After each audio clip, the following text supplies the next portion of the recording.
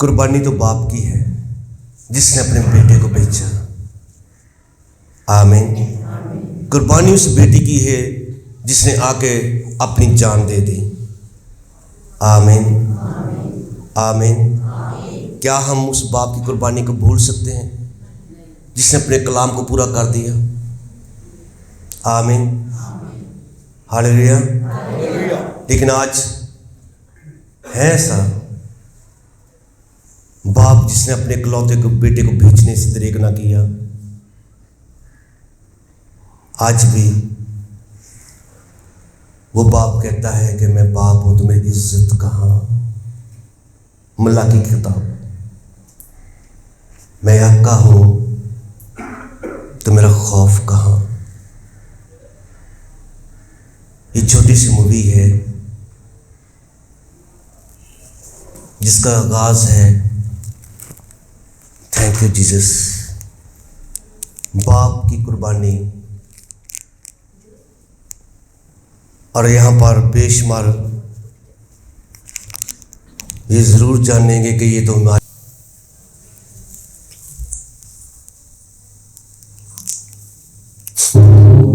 जिसके पास बहुत है उसे कम लगता है, और जिसके पास नहीं है उसे बहुत सारी शिकायतें होती हैं। जैसे कि मेरी शिकायत उस परमेश्वर से है जिसके संसार में मुझे भेजा।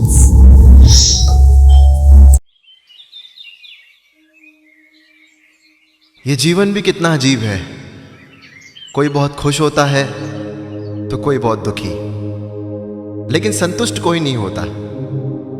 जिसके पास बहुत है उसे कम लगता है, और जिसके पास नहीं है उसे बहुत सारी शिकायतें होती हैं। जैसे कि मेरी शिकायत उस परमेश्वर से है जिसने संसार में मुझे भेजा।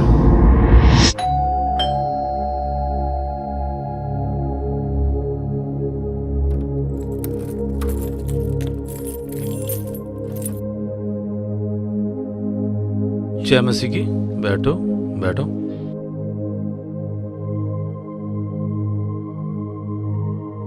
क्या नाम है तुम्हारा? सर मेरा नाम अमर है। क्या करते हो? सर मैं एक कोऑपरेटिव कंपनी में सुपरवाइजर हूँ। देखो बेटा, ऐसा है, शालिनी हमारी इकलौती बेटी है जिसे हमने बड़े अरमानों से पाला है जी। और जो तुम्हारा काम है और जितना तुम कमा लेते हो, मैं नहीं सोचता हूं कि उतने में गृहस्थी चल पाएगी। और हाँ, मैंने ये भी सुना है कि तुम्हारे घर में एक अपाहिज पिता भी हैं जिनकी तुम सेवा करते हो। जी सर। और मैं सोचता हूं कि काफी राशि इसमें खर्च हो जाती होगी। इन हालातों में घर गृहस्थी चलाना मुश्किल है।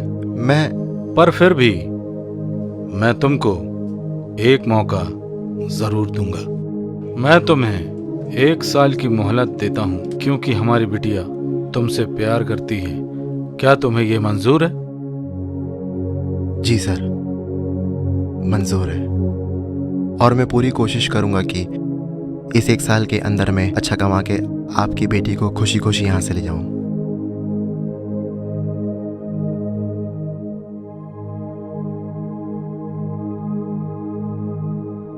सुनो सुनो अमर, मेरी बात सुनो। प्लीज तुम पापा की बातों का बुरा मत मानना। तुम चिंता मत करो, मैं तुम्हारे पापा की कोई भी बात बुरी नहीं मानूंगा। परमेश्वर है ना, इस 1 साल के अंदर हम लोग सब कुछ पूरा कर लेंगे।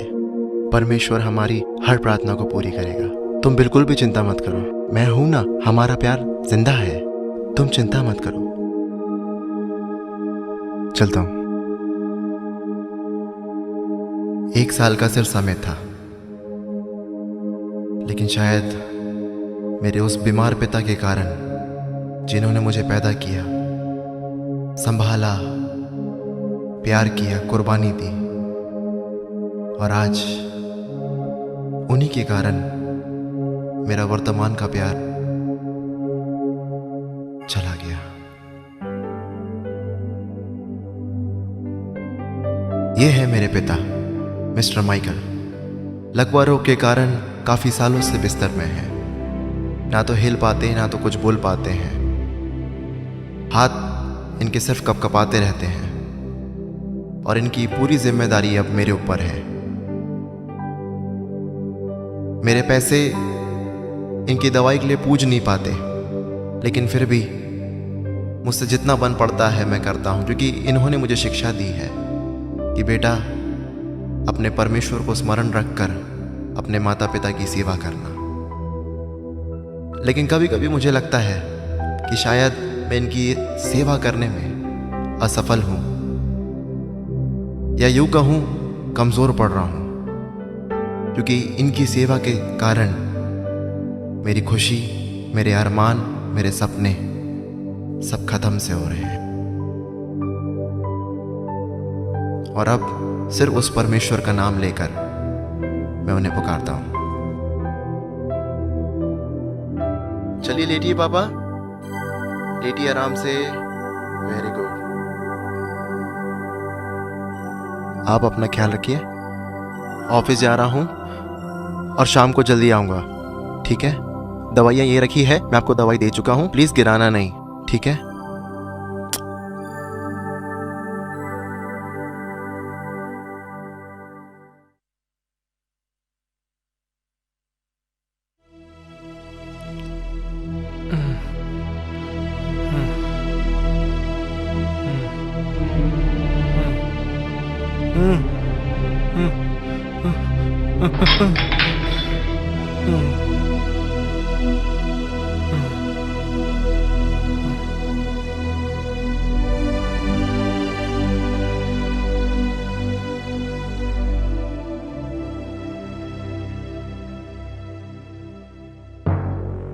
मिस्टर अमर, हम आपको यहाँ पर सैलरी आपके फादर की सेवा करने के लिए नहीं देते हैं। आपके बहुत सारे टारगेट्स पेंडिंग पड़े हुए हैं। अगर यही हालत रही आपकी तो हमें आपको इस कंपनी से निकालना होगा। हमने तो ये भी सुना है कि तुम अपने फादर की सेवा करने में सारा वक्त बिता रहे हो, और हमने ये भी सुना है कि तुम्हारी शादी टूट चुकी है।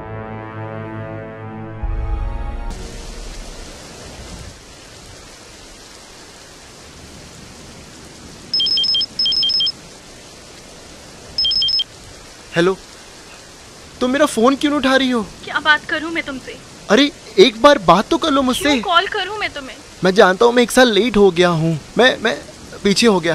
प्लीज प्लीज तुम फोन नहीं काटना, एक बार मुझसे बात कर लो प्लीज। शालिनी प्लीज, मैं तुमसे बहुत प्यार करता हूँ। नहीं, तुम सिर्फ अपने पापा से प्यार करते हो। अरे तो मेरे पापा बीमार है तो मैं क्या कर सकता हूँ उसके लिए? जाके मार तो नहीं सकता ना उनको? तो तुम मुझे मार दो। पिता है मेरे, वो पाला है उनने मुझे। ठीक है, जाओ, तुम अपने पापा की सेवा करो। देखो प्लीज मेरी बात को समझो मैं शालिनी, फोन रख प्लीज। रही देखो देखो ऐसा मत करो प्लीज। अपन कितना एक दूसरे से प्यार करते हैं, कितना प्यार करते हैं। सुनो,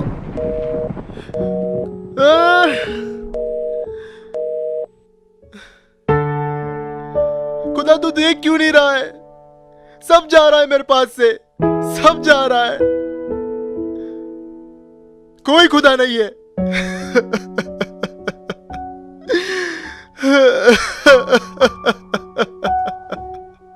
मत जाओ शाली।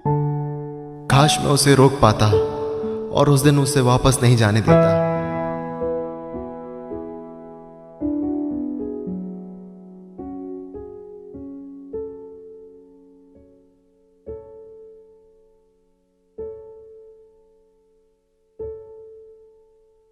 तुम मेरा फोन क्यों नहीं उठा रही हो?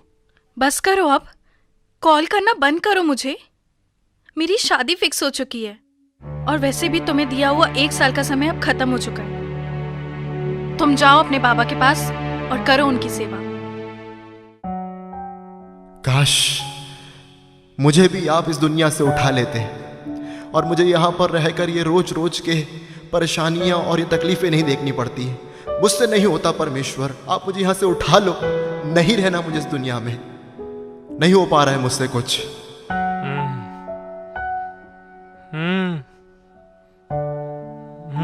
हे प्रभु, क्या करूं मैं इनका?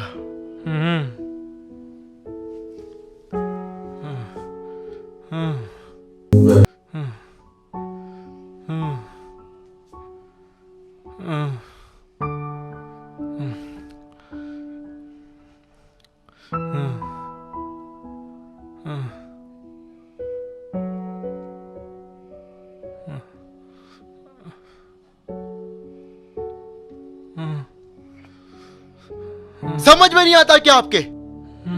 थक चुका हूं मैं। रोज रोज दवाई गिराना, मालूम है कितनी आती है दवाई? परेशान हो गया हूं मैं, परेशान अपनी जिंदगी से। अब जी करता है कि तुम्हें किसी वृद्धाश्रम में छोड़ के आ जाऊं, खुद जाके मर जाऊं। जिंदगी खराब हो गई है मेरी, अधेड़ उम्र का हो गया हूं मैं।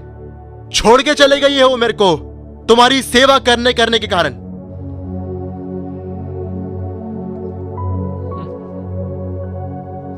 क्या जिंदगी है, परेशान हो गया हूं, जा रहा हूं दवाई लेने।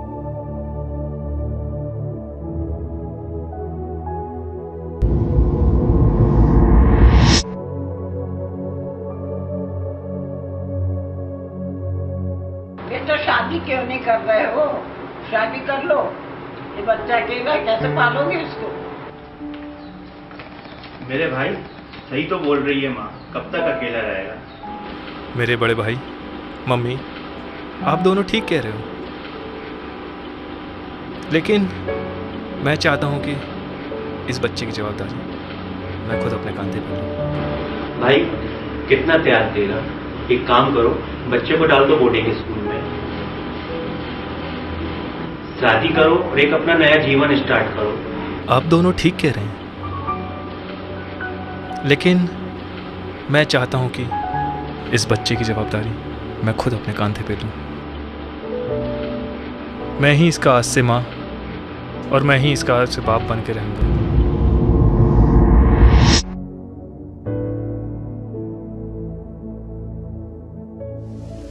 क्यों परमेश्वर, क्यों मुझे ऐसी जिंदगी दिया, क्यों?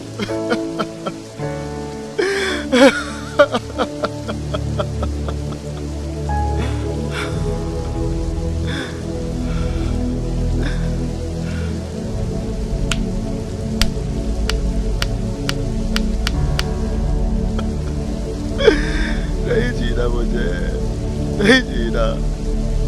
क्यों मेरे साथ? ये परमेश्वर क्यों मेरे साथ, क्यों? क्यों मेरे साथ, क्यों मेरे साथ, क्यों?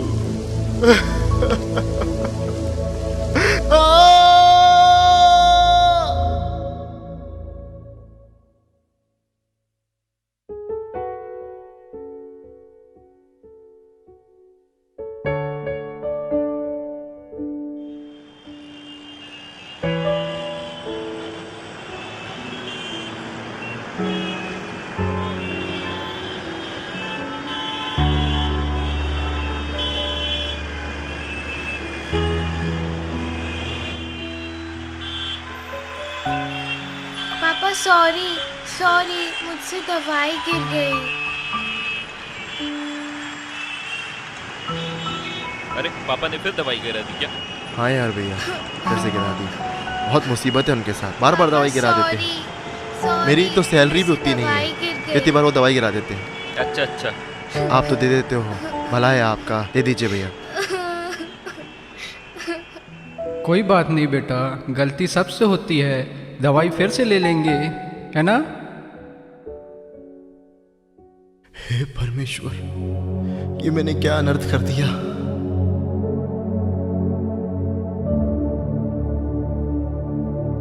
तू अपनी माता और अपने पिता का आदर करना, और ये मैंने नहीं किया। ये मैंने क्या कर दिया? माफ कर परमेश्वर।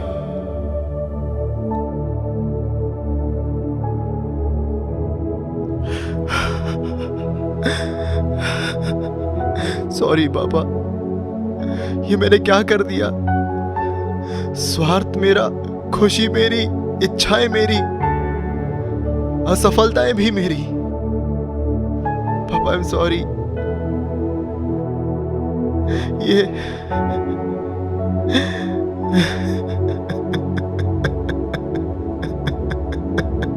पापा आई एम सॉरी पापा, रियली सॉरी पापा। सॉरी पापा, मैंने आप पे चिल्लाया। आपने मेरे लिए क्या कुछ नहीं किया पापा, क्या कुछ नहीं किया। सब कुछ कुर्बान किया, सब कुछ कुर्बान किया। अपनी खुशी, अपनी नौकरी, सब कुछ किया और मैं ढंग से आपकी सेवा भी नहीं कर पा रहा हूं। मैंने क्यों ऐसा किया बाबा? I am sorry, I am really sorry बाबा, आई एम रियली सॉरी बाबा, आई एम रियली सॉरी। मैं स्वार्थी हो गया था पापा, मैं स्वार्थी हो गया पापा।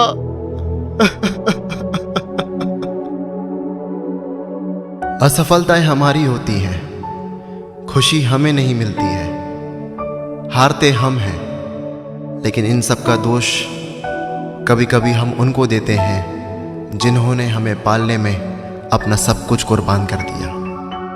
मेरे प्रियो, आदर करने का मतलब ये नहीं होता कि हमें सब कुछ उनसे अच्छा ही चाहिए। आदर करने का मतलब ये होता है कि हम परमेश्वर के वचन का पालन करेंगे और अपनी आखिरी सांस तक ईमानदारी से उनका पूरे दिल से आदर करें। जिसने अपने बेटे को पालने से प्रेरणा दिया। लोग कहते हैं एक वो बाप है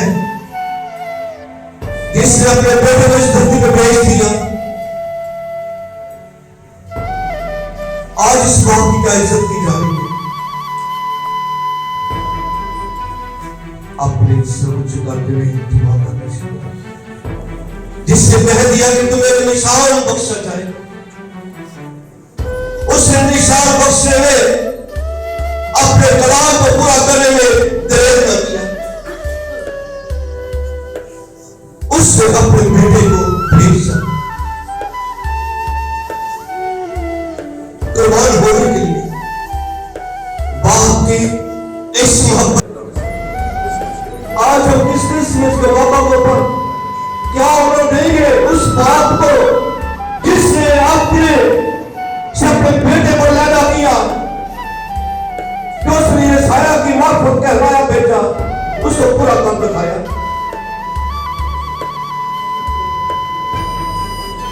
बाप क्या चाहता है?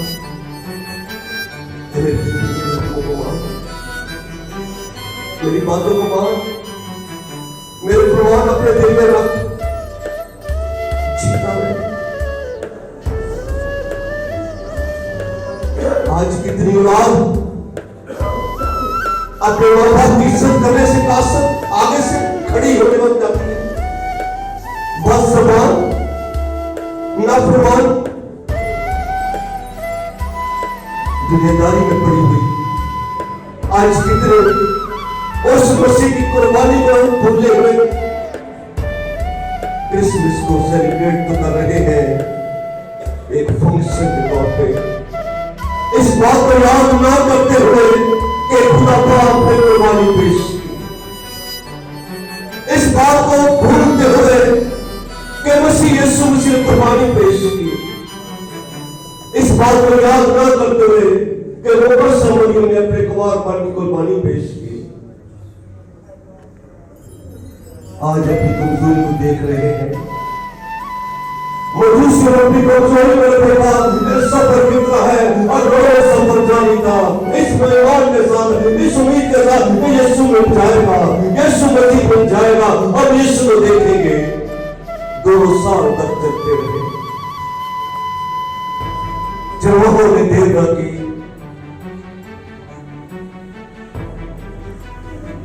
अगर आप अपने माँ बाप के लिए, इस जिस्मानी माँ बाप के लिए किसी वक्त नाफरमान हुए तो फिर दुआ करें, खुदा उन रहम फरमा करे।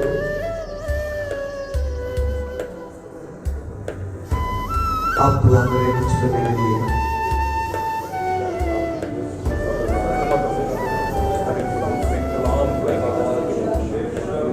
मैंने अपनी जिम्मेदारी पूरी कर दी। जो खुदा ने मेरे दिल में डाला, मैंने उसके मुताबिक आपके सामने पेश कर दिया।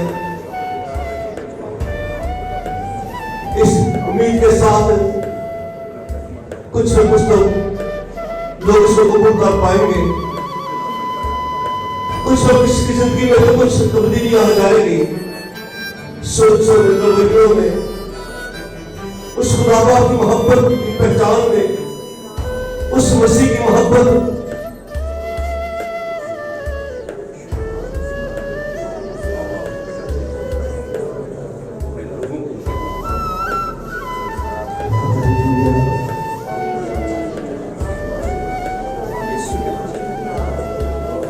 अगर किसी यहाँ पे औलाद ने अगर कभी अपने माँ बाप के लिए नाफरमानी की तो खुदा से माफी मांगे, आंसू बहने तो बहने दे। अगर हम सब ने जिसे हम कहते हैं मेरे बाप को जो आसमान पे है तेरा नाम पाक माना जाए, उसके हुक्म की नाफरमानी की तो हम उससे माफी मांगे कि खुदा बाप मुझे माफ कर दे।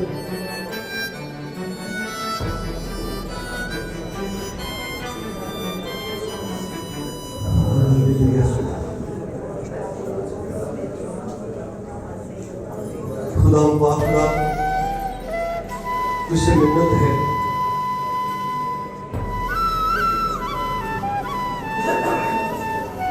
हम दुनियादारी में ना पड़े, जिससे नौजवान दुनियादारी में पढ़ के अपने बाप की इज्जत करना अपने लिए बोझ समझने लगा।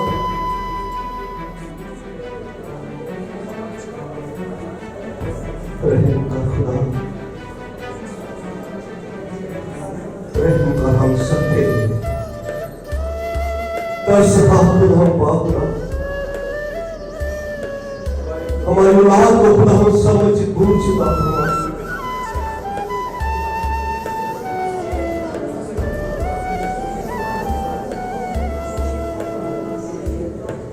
आज पाप नजर आए तब नहीं होगा। नौजवानों के भूले खुदा लिए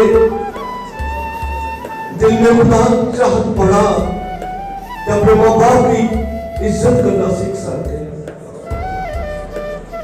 इस क्रिसमस को अपने माँ बाप की सलामती पाते हुए खुदा का शुक्र करते हुए माँ बाप को सलामती दे रखी है, तुमने बहन भाई को सलामती दे रखी है। क्या शुक्र मालिक कि तूने मुझे संभाल रखा है। तेरे रहम पता है, तेरे पाप में अपने को छुपाता हूँ, सबकी सलामती दुआ करता हूँ और खुदा दुआ करता हूँ कि अगला साल सलामती में गुजरे यीशु मसीह के नाम से, आमीन। तशरीफ रखें, खुदा आप सबके साथ।